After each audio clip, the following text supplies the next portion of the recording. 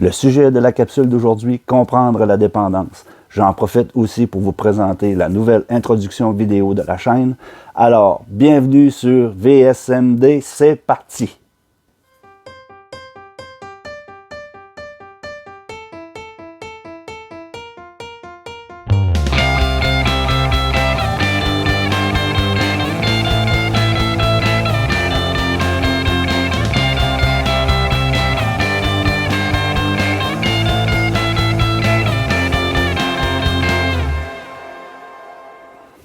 Je tiens à souhaiter la bienvenue à ceux qui visitent la chaîne pour la première fois. N'oubliez pas de vous abonner et d'activer les notifications afin d'être averti de la sortie des prochaines vidéos. Je me présente, je me nomme Sylvain Otis, j'ai une dépendance à l'alcool depuis l'âge de 14 ans. Je n'ai aucune formation en toxicomanie ou en psychologie et je ne détiens pas non plus l'ultime vérité. Je veux seulement partager avec vous la façon dont moi j'ai réussi à m'en sortir. Dans cette nouvelle vidéo, on va essayer de comprendre ensemble comment fonctionne une dépendance. Tout d'abord, la dépendance agit sur nous de deux façons. Il y a la dépendance physique et la dépendance psychologique. La dépendance physique, c'est lorsque le métabolisme de notre corps est habitué à une substance dont il a besoin pour fonctionner. Si on diminue ou on arrête sa consommation, des symptômes de sevrage se manifestent.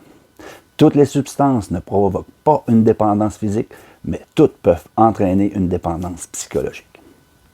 La dépendance psychologique signifie que la personne ne peut plus imaginer vivre sans les effets. Elle se sent obligée de consommer. Sa manière de vivre est entièrement orientée vers la consommation. La dépendance physique est douloureuse, voire pénible, selon les substances consommées. Elle est en règle générale surmontée après quelques jours, voire quelques semaines. Elle nécessite un suivi médical, mais selon la situation et les substances consommées. Il peut s'avérer nécessaire qu'une désintoxication se fasse en milieu contrôlé. La phase de désintoxication physique de l'alcool, par exemple, peut entraîner des complications et mettre en danger la vie de la personne. Les symptômes de sevrage que j'ai vécus sont, par exemple, des tremblements, des courbatures, des crises d'angoisse, des pensées obsessives frisant presque la paranoïa, du genre qu'est-ce que les gens vont penser de moi? Faut vraiment que j'arrête de boire et 5 minutes plus tard me dire mais non, je suis seulement fatigué, juste un peu de repos et ça va redevenir comme avant. J'ai fait de l'insomnie, de la perte d'appétit et j'en passe. Pour la personne dépendante qui écoute, ça peut paraître un peu effrayant et même décourageant. Mais ces symptômes ne durent jamais très longtemps, dans mon cas 2 ou 3 semaines. Pour ce qui est de la dépendance psychologique, elle, c'est une autre chose. C'est avec elle que nous allons nous battre tout le reste de notre vie. Et oui, malheureusement. Pourquoi je dis ça? Parce que lorsqu'on essaie de reprendre un rythme de vie normal, tout nous rappellera nos mauvaises habitudes. Le stress, la frustration, la confrontation avec nos manques seront omniprésents au début.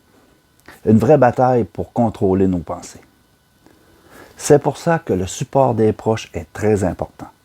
De savoir que quelqu'un est à nos côtés pour nous comprendre et nous rassurer est primordial. Pendant des années, j'ai caché ma timidité et ma nervosité avec l'alcool.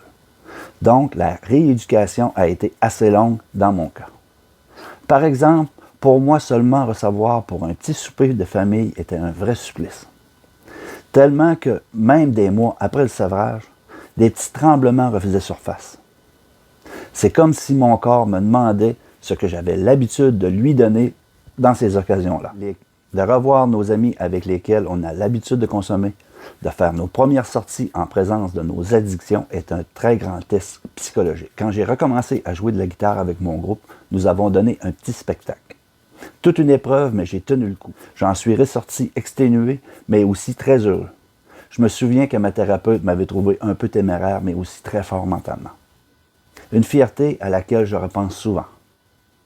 Ce que j'aimerais vous dire pour terminer cette capsule, c'est que nous avons tous une force et un courage incommensurables qui sommeillent en nous. Le meilleur conseil que je peux vous donner, c'est prenez ça un jour à la fois. Un événement à la fois, une émotion à la fois. Écoutez votre corps. Si la fatigue ou la nervosité n'est plus tenable, retirez-vous. Reposez-vous, reconnectez-vous au moment présent. Ce n'est pas une défaite, c'est seulement un pas en arrière pour mieux avancer. Alors je vous souhaite une belle semaine, prenez soin de vous, Si vous avez aimé cette vidéo, faites-le moi savoir dans les commentaires. À la prochaine. Ciao!